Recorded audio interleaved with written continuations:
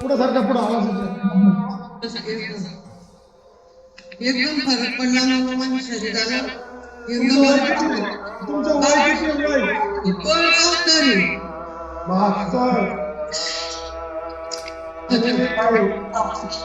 क्या बात है, देखो फौजी जोश 72 वर्षातला जोश आहे. क्या बात है. 4 वर्ष उठता येत नव्हतं, ते 4 दिवसात उठून बसले. थोडं उठता बसता येतं, आंघोळीला बसता येत नव्हतं. असं पटकन उठायचं. आता आंघोळीला बी बसली का लवकर उठता येते.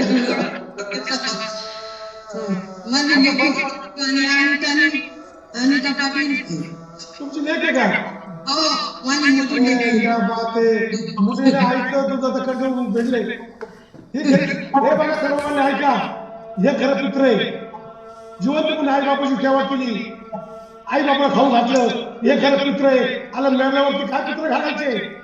कुणी खात पण नाही, ती अंधश्रद्धा आहे.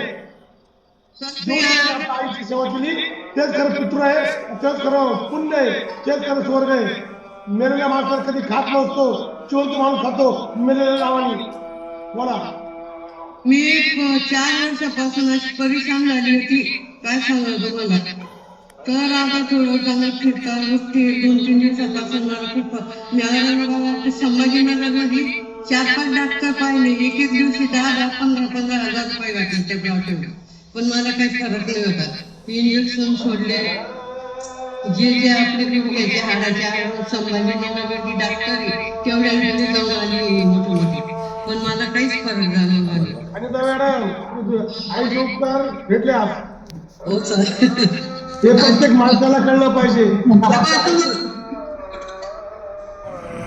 आणि मॅडम तुम्ही आता पित्र नाही घातलं चालतात. हो सर, हो सर.